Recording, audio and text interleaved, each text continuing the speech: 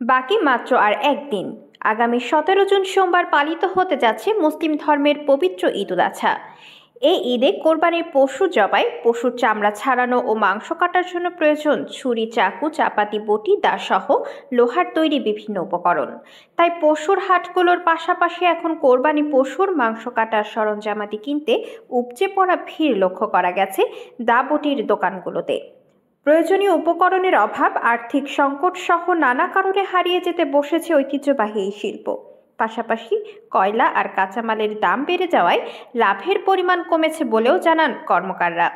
বর্তমান আধুনিক যন্ত্রাংশের প্রভাবে কামার শিল্পে দুর্দিন চললেও পবিত্র ঈদ উল আজহাকে সামনে রেখে জমে উঠেছে এই শিল্প। ঈদকে কেন্দ্র করে শেষ মুহূর্তে ব্যস্ত সময় কাটাচ্ছেন যশোরের কেশবপুর থানার বিভিন্ন ইউনিয়নের ছোট বড় বাজার ও কেশবপুর পৌর শহরের কর্মকাররা। যেন নিঃশ্বাস ফেলারও সময় পাচ্ছে না তারা। সবাই ব্যস্ত, লোহার তৈরি ধারালো সরঞ্জামাদি তৈরি করছেন, কেউ বা করছেন মেরামত। কেশবপুরের বিভিন্ন বাজার ঘুরে দেখা গেছে কর্মকারের দোকানগুলোর সামনে সাজানো ছুরি, চাপাতি, দাবটি।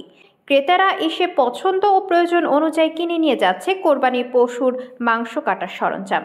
শুধু যে নতুন দা বটি কেনার জন্যই লোকজন কামারের দোকানে আসেন তা নয়, জং ধরা পুরনো দা বটি শান দিতেও আসছে অনেকে। কেশবপুর উপজেলার হাসানপুর ইউনিয়নের বগা বাজারের নিতাই কর্মকার বলেন, আগের মতো ক্রেতা নেই, আবার বেচা কেনায় নেই তেমন প্রভাব। আর একদিন পর ঈদ, অন্যান্য বছর এই সময় জমে ওঠে দা বটির বাজার। দা বটি ছুরি বানিয়ে কুল পায় না। করোনার পর থেকেই আমাদের বেচা বিক্রির চাহিদা কম হয়ে যায়, আস্তে আস্তে এখন কিছুটা স্বাভাবিক। এছাড়া উপকরণ, লোহা, ইস্পাত ও কয়লার দাম বেড়ে যাওয়ায় দাম একটু বেশি নিতে হচ্ছে। চায়না স্টিলের ছুরি চাকুর কারণে আমাদের এখন ব্যবসা কমে গেছে, তবে প্রতি বছর কোরবানির ঈদে ব্যবসা ভালোই হয়।